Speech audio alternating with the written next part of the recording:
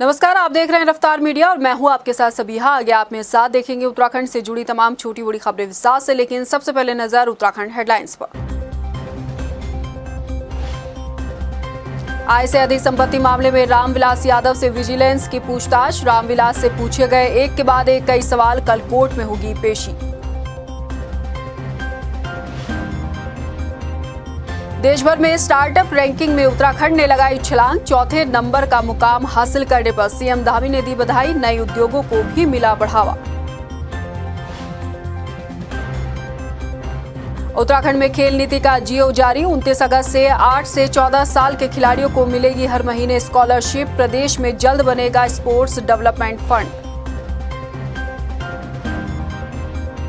और अगले 24 घंटे प्रदेश के 5 जिलों के लिए ऑरेंज अलर्ट। देहरादून समेत नैनीताल, टिहरी, चंपावत में भारी बारिश के संकेत। आपदा प्रबंधन सतर्क।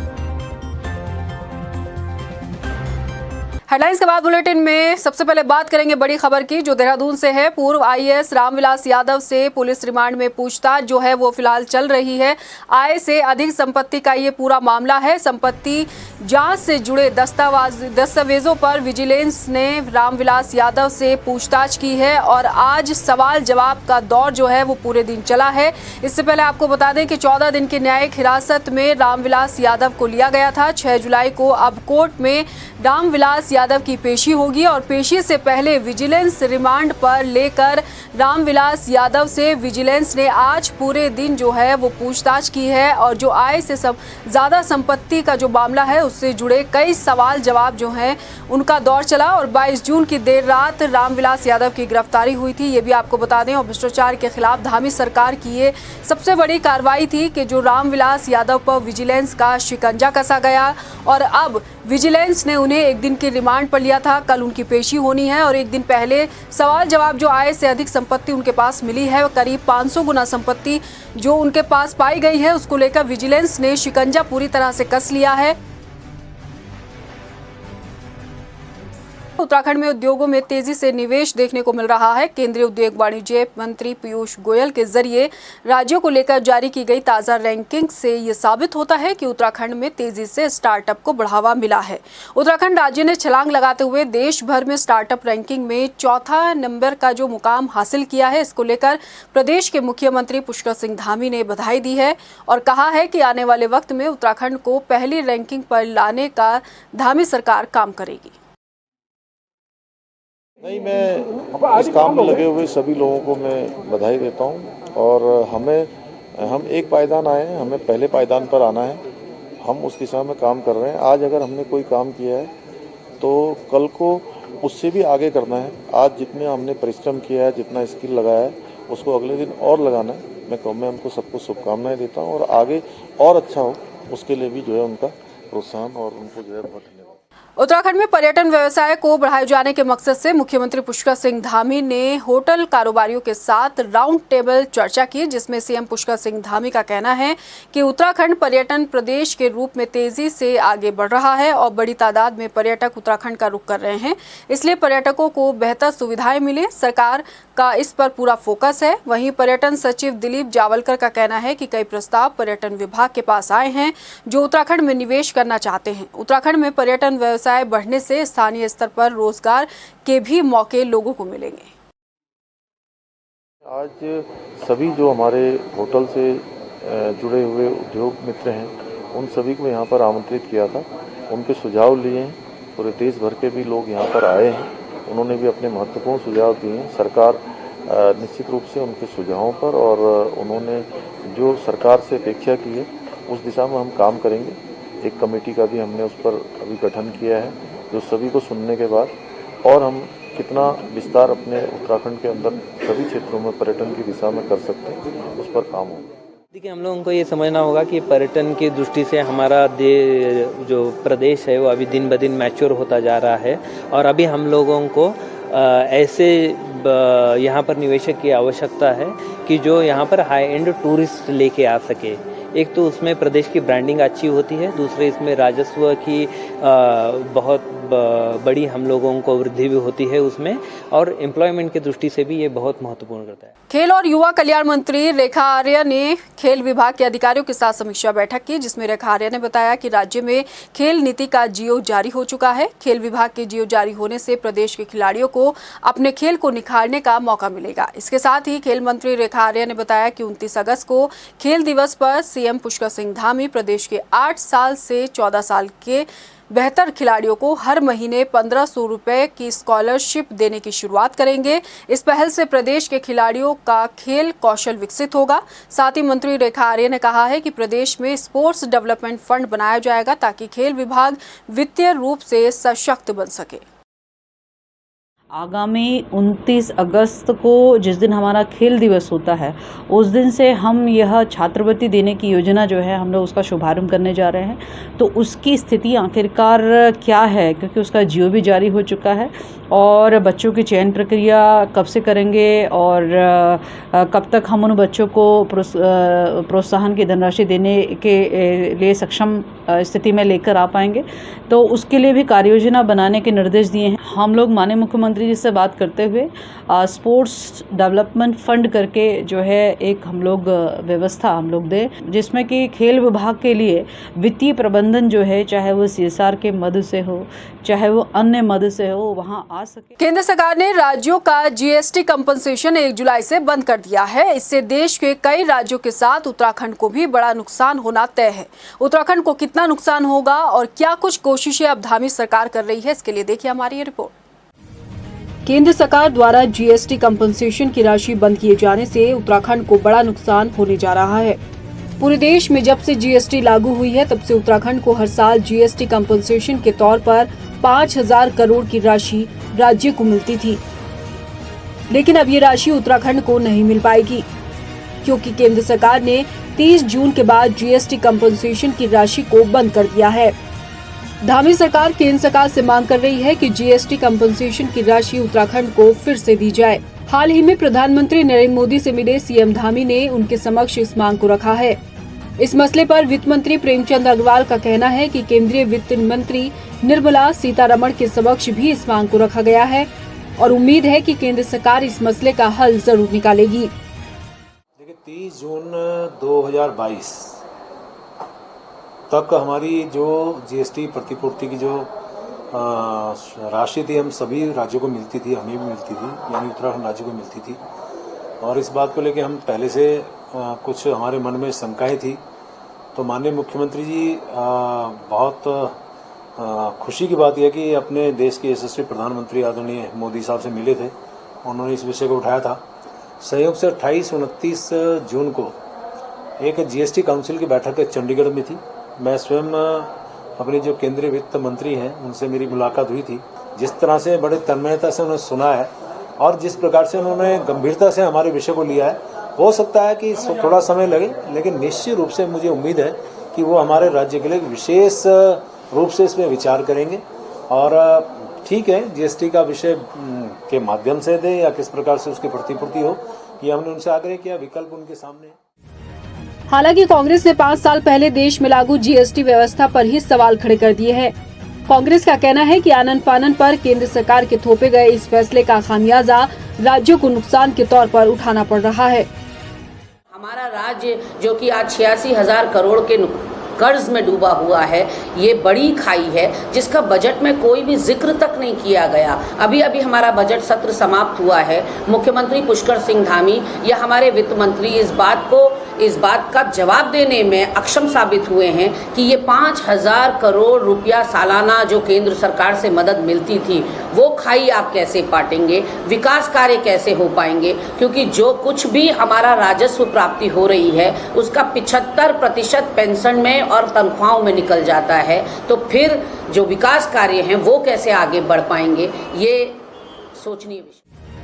कुल मिलाकर देखें तो उत्तराखंड की धामी सरकार केंद्र से आस लगाए हुए है कि GST की वजह से जो नुकसान प्रदेश को हो रहा है उसकी भरपाई केंद्र सरकार करेगी।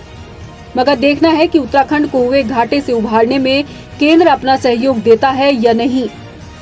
देखना ये भी होगा कि अगर केंद्र साथ नहीं देगा तो नुकसान की भरपाई करने के लिए राज्य सरकार क्या कुछ कदम उठाएगी। रफ्तार मीडिया के लिए देहरादून से मनीष डगवाल की रिपोर्ट। खबरों में बढ़ेंगे आगे। हरिद्वार के मेला नियंत्रण कक्ष में नगर निगम द्वारा कार्यक्रम आयोजित किया गया, जिसमें सिंगल यूज प्लास्टिक के ऑल्टरनेट के रूप में मिट्टी, कांच और जूट से बनी बोतलों के साथ साथ कपड़े और जूट के बैग और कपड़े के मैट को बाजार में लाने के लिए स्वयं सहायता समूह संस्थाओं के जरिए पहल की शुरुआत की गई, जिसकी शुरुआत कैबिनेट मंत्री प्रेमचंद अग्रवाल ने की। इस मौके पर नगर निगम द्वारा आम नागरिकों को सफाई के प्रति जागरूक करने के लिए एक थीम सॉन्ग भी लॉन्च किया गया। हरिद्वार नगर निगम की जो हमारे स्वयं सहायता समूह है, उन बहनों ने एक वैकल्पिक व्यवस्था यहाँ पे की है। बोतलें हैं, आपने कांच की बोतलें हैं, बैम्बू की बोतलें हैं, उनको बहुत अच्छी तरह सुसज्जित करके एक विकल्प के रूप में आपने दिया है। हर की पेड़ी आसपास गंगा के किनारे से लेकर छोड़ के चले जाते, प्लास्टिक उससे बढ़ता था उसका उपयोग, उसके लिए भी आपने एक वेस्ट कपड़ों से बनाई हुई चटाई किराए पे देने का जो आज उसका शुभारंभ हुआ है। तो इस प्रकार से, और दूसरा आप देखिए कि जो नगर निगम काम कर रहा है उसको एक सुंदर गीत में प्रस्तुत किया गया, उसका भी आज शुभारंभ हुआ है। उत्तराखंड में यूनिफॉर्म सिविल कोड पर कांग्रेस लगातार बीजेपी सरकार पर हमला कर रही है। कांग्रेस का कहना है कि यूनिफॉर्म सिविल कोड राज्य के हित में नहीं है। कांग्रेस की प्रवक्ता गरिमा मेहरा दसौनी ने कहा कि 2018 में विधि आयोग द्वारा सौंपी गई रिपोर्ट में साफ हुआ था कि देश को अभी यूनिफॉर्म सिविल कोड की जरूरत नहीं है। उन्होंने कहा कि देश तमाम विविधताओं वाला देश है और ऐसे हालात में ये मुमकिन नहीं कि इसे लागू किया जाए। इससे पहले मैं आपको बताना चाहती हूँ कि 2018 में जो विधि आयोग ने अपनी रिपोर्ट सौंपी थी, उस वक्त उन्होंने कहा था कि देश को या राज्यों को अभी यूनिफॉर्म सिविल कोड की ज़रूरत नहीं है। हम इस स्थिति में नहीं हैं कि हम वो यहाँ पर लागू कर पाएँ, क्योंकि हम विविधताओं वाला देश हैं। अनेकों धर्म, जाति, समुदाय, वर्ग के लोग यहाँ रहते हैं। और अब बात करेंगे बदलते मौसम की। प्रदेश में मानसून की दस्तक के बाद बारिश का सिलसिला जारी है। पहाड़ी इलाकों में लगातार बारिश हो रही है। वहीं देहरादून समेत टिहरी, पौड़ी, नैनीताल और चंपावत जिलों में कुछ जगहों पर भारी बारिश की संभावना मौसम विभाग की तरफ से जारी की गई है और इसको लेकर ऑरेंज अलर्ट भी मौसम विभाग ने जारी किया है और एहतियात बरतने की जो सलाह वो दी जा रही है। मौसम विभाग की माने तो गढ़वाल मंडल के 3 और कुमाऊं मंडल के 2 जिलों में कहीं कहीं भारी बारिश होने का भी अनुमान है। अच्छी बारिश जो है पूरे प्रदेश में हल्की से मध्यम जो है ज़्यादातर जगहों में मिलेगी और इसके साथ साथ जो भारी से बहुत भारी वर्षा है वो भी आप देखेंगे कि जो हमारे देहरादून, टिहरी, पौड़ी, नैनीताल और चंपावत जो डिस्ट्रिक्ट है, इनमें ये 5 और 6 तारीख में मिलने वाली है। इसी के साथ साथ जो हैवी रेन है, भारी वर्षा है, वो अंदर के जो डिस्ट्रिक्ट हैं जैसे कि जो है बागेश्वर और पिथौरागढ़ की बात करें तो उसमें भी भारी वर्षा कहीं कहीं पर मिलेंगी। तो 5 और 6 तारीख को जो एक्टिविटी वो थोड़ी ज़्यादा है। पहाड़ों में भारी बारिश को देखते हुए कुमाऊं कमिश्नर दीपक रावत ने अधिकारियों को अलर्ट रहने के निर्देश जारी किए हैं। इसके साथ ही बागेश्वर में बिजली प्रभावित इलाकों में बिजली आपूर्ति जल्द सुचारू करने के भी उन्होंने निर्देश दिए। आपदा के दृष्टिगत सभी जिलाधिकारियों की जिम्मेदारी तय की जा रही है। इसके अलावा क्विक रिस्पांस टीम की भी जिम्मेदारी तय की गई है ताकि बंद सड़कों को जल्द से जल्द खोला जाए और आवाजाही को सुचारू किया जाए। हमारी बागेश्वर में अभी कुल मिला के 5 सड़कें बंद हैं और पिथौरागढ़ में 4 सड़कें बंद हैं, लेकिन सभी में काम चल रहा है। बागेश्वर में कपकोट में 7 गांव हैं जिनकी बिजली अफेक्टेड है, तो इसमें चीफ इंजीनियर जो यूपीसीएल के हैं इनको बोला गया है कि ये शाम तक सुचारू करें यहाँ पे बिजली की व्यवस्था को। एक गाँव है जो फिर भी छूट जाएगा, आज शाम तक नहीं हो पाएगा, उसकी डेडलाइन कल 5 बजे तक की दी गई। मानसून आने के बाद बीमारियों का खतरा भी बढ़ने लगा है। दून अस्पताल में वायरल फीवर के मामले ज्यादा देखने को मिल रहे हैं। हालांकि बढ़ते कोरोना के खतरे को लेकर लोगों में खौफ भी बना हुआ है। दून अस्पताल के सीएमएस केसी पंत ने साफ किया है कि वायरल फीवर से कोरोना नहीं हो सकता, सीजनल बीमारियां हैं, लिहाजा लोगों को ख्याल रखने के साथ सावधानी बरतनी चाहिए। कई लोग बरसात में भीग जाते हैं, वो उसको एक किस्म से अपने काम के सिलसिले में मजबूरी में भीगते हैं, या कुछ लोग एंजॉयमेंट के लिए या ज़्यादा ध्यान नहीं देते हैं, तो एक्सपोजर की वजह से उनकी इम्यूनिटी लेवल कम होने की वजह से वायरल फीवर है या अन्य फीवर हैं, टाइफाइड फीवर है, या पानी गंदा संदा चला गया, मिक्स हो गया, तो उसकी वजह से इंडाइजेशन वगैरह का केसेस है। तो वो ग्रामीण हो या शहरी क्षेत्र हो, सब जगह ट्रेंड एक ही सा रहता है। तो सभी के को ये किस्म से मौसमी जो परिवर्तन होते हैं सबको जानकारी है। सितारगंज में कैलाश बैगुल नदी की बाढ़ से ग्रामीणों को बचाने के लिए प्रशासन ने 3 बाढ़ चौकियां बनाई हैं। वहीं बाढ़ चौकियों में अलग अलग विभाग के कर्मचारियों को तैनात किया गया है। प्रशासन बाढ़ को लेकर अलर्ट है। दोनों नदियों की निगरानी के लिए प्रशासन ने कर्मचारी तैनात किए हैं। अंतर्गत हमने विगत वर्षों की भांति इस वर्ष भी जो मानसून सत्र है 15 जून से 30 सितंबर तक के लिए तहसील अंतर्गत 3 बाढ़ चौकियाँ बनाई गई हैं। परगने के अंतर्गत 5 बाढ़ चौकियाँ बनाई गई हैं। 3 हमारी सितारगंज में हैं, 2 हमारी नानकमत्ता तहसील में हैं। इन सब के लिए हमने तहसील अंतर्गत एक बाढ़ कंट्रोल रूम की स्थापना की गई है जो 24x7 खुला रहेगा और जिसमें विभिन्न विभागों के कर्मचारियों को रोस्टर के अनुसार नामित किया गया है। रुड़की में सप्ताह भर पहले मां बेटी से हुए सामूहिक दुष्कर्म मामले में देहरादून से राज्य बाल संरक्षण आयोग की अध्यक्ष गीता खन्ना के नेतृत्व में एक टीम रुड़की सिविल अस्पताल पहुंची। टीम ने यहां मां बेटी से मुलाकात की है। अध्यक्ष गीता खन्ना ने बताया कि मां का मानसिक लेवल ठीक नहीं है, ऐसे में बच्ची की परवरिश को लेकर चिंता है। इस दौरान उन्होंने कहा कि हादसे को बच्ची भूल चुकी है, जो कि उसके भविष्य के लिए अच्छा है। उन्होंने कहा कि बच्ची को अब बाल रोग विशेषज्ञ एवं मनोवैज्ञानिक की सलाह की जरूरत है। इसके लिए आयोग कदम उठा रहा है। हमारी पॉक्सो मीटिंग में मौजूद रहे थे, मैंने उनसे भी ओपिनियन ली मीटिंग के दौरान ही, और ये हुआ है कि जो एडिशनल डिस्ट्रिक्ट जज इस केस को देख रहे हैं उसमें आयोग की रिकमेंडेशन के साथ आयोग एक एप्लीकेशन डालेगा और उनसे फिर हम ये रिक्वेस्ट करेंगे कि अब बच्ची क्योंकि डिस्चार्जेबल कंडीशन में है, सीएमओ साहब अपनी मेडिकल रिपोर्ट लगाएंगे कि बच्ची अब फिज़िकली अस्पताल से डिस्चार्ज होने के लायक है और 7 तारीख को कुछ टेस्ट होने हैं। उस टेस्ट की प्रक्रिया को पूरा करके हम बच्ची को CWC के सामने पेश करेंगे। राजधानी देहरादून में अपने स्वास्थ्य के बेहतर इलाज की उम्मीद लगाकर आने वाले मरीजों को अब कोरोनेशन अस्पताल में दिल की बीमारियों का सफल इलाज मिल सकेगा। जिला चिकित्सालय कोरोनेशन अस्पताल में पीपी मोड पर चल रहे कार्डियक यूनिट में सर्जरी भी शुरू कर दी गई है। आपको बता दें कि स्वास्थ्य मंत्री धन सिंह रावत जल्द ही इस सुविधा का उद्घाटन करेंगे। अब तक कार्डियक यूनिट में ओपीडी की सुविधा उपलब्ध थी, लेकिन मरीजों के लिए राहत भरी खबर ये है कि यहाँ आयुष्मान और राज्य सरकार स्वास्थ्य योजना के तहत कैशलेस इलाज भी मिलेगा। हमारे यहाँ पीपीपी बोर्ड में कार्डियक सेंटर स्टार्ट हो चुका है, जो जिसका नाम मेडिट्रीना ग्रुप ऑफ हॉस्पिटल से चलाते हैं इसको, और इसमें हमारी ओपीडी अब बढ़ने लग गई है। पहले 20-30 करीब होती थी, अब करीब 40-50 ओपीडी पर डे होती है हमारे यहाँ। और हमारे यहाँ इंडोर में भी एडमिशन्स होने लग गए हैं। आईसीयू में करीब 2-3 पेशेंट्स एडमिट रहते हैं अमूमन, और धीरे धीरे हमारे यहाँ पे आयुष्मान का भी हमारे एम्पैनलमेंट हो गया है और धीरे धीरे RBS के अंतर्गत भी हमारे यहाँ एम्पैनलमेंट होने वाला है। हल्द्वानी में लगातार हो रही बिजली कटौती के खिलाफ यूथ कांग्रेस ने प्रदर्शन किया। यूथ कांग्रेस कार्यकर्ताओं ने बुद्ध पार्क में राज्य सरकार के खिलाफ जमकर नारेबाजी कर पुतला फूका। प्रदर्शनकारियों का कहना है कि प्रदेश में लगातार 8 से 10 घंटे की बिजली कटौती की जा रही है। इससे जनता, व्यापारी सहित सभी लोग परेशान हैं। बिजली कटौती के कारण अस्पतालों में जाँच भी नहीं हो पा रही। हल्द्वानी समेत पूरे प्रदेश में बिजली कटौती की भरमार है, जिससे जनता, व्यापारी, हर वर्ग का लोग परेशान है। अस्पतालों की व्यवस्थाएं देखें, जांचों की व्यवस्थाएं देखें तो विद्युत कटौती की वजह से सारी व्यवस्थाएं चरमरा गई हैं। विद्युत कटौती की वजह से उमस भरी गर्मी में लोगों का जीना मुश्किल हो रहा है और राज्य सरकार ने 24 घंटे के विद्युत का देने का वादा कर विद्युत कटौती के नाम पर लगातार जनता को परेशान करने का काम किया जा रहा है। रानीखेत में अगस्त से अग्निवीर भर्ती परीक्षा की तैयारियों को लेकर डीएम वंदना की अध्यक्षता में बैठक हुई। बैठक में डायरेक्टर रिक्रूटमेंट आदित्य मिश्रा शामिल रहे। उन्होंने जिलाधिकारी से भर्ती के दौरान प्रशासन के सहयोग की मांग की है। उन्होंने कहा कि भर्ती रैली में काफी संख्या में अभ्यर्थी पहुंचते हैं, ऐसे में प्रशासन की तरफ से अभ्यर्थियों की आइडेंटिफिकेशन के सहयोग करने की बात कही। उन्होंने लक्सर तहसील में जिला अधिकारी के निर्देश पर तहसील दिवस का आयोजन किया गया, जिसमें एडीएम वीर सिंह बुदियाल ने जन समस्याओं को सुना।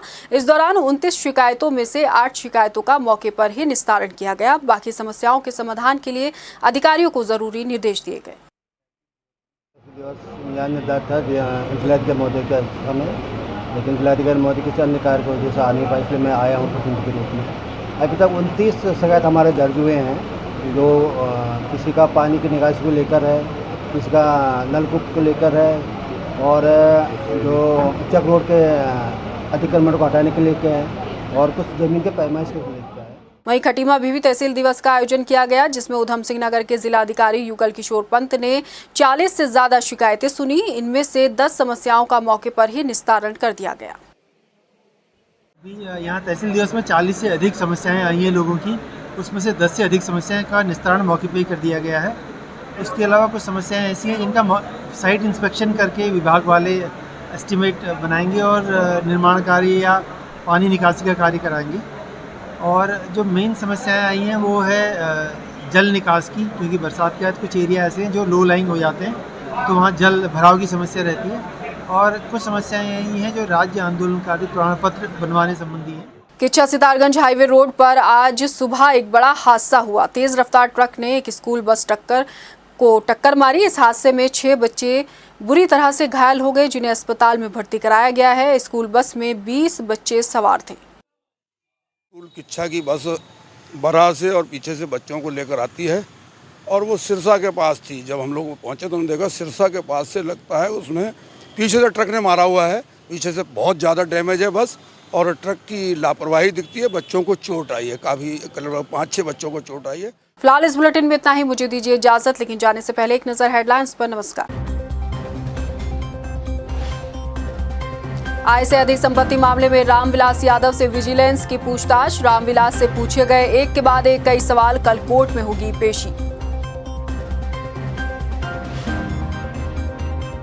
देश भर में स्टार्टअप रैंकिंग में उत्तराखंड ने लगाई छलांग। 4थे नंबर का मुकाम हासिल करने पर सीएम धामी ने दी बधाई। नए उद्योगों को भी मिला बढ़ावा।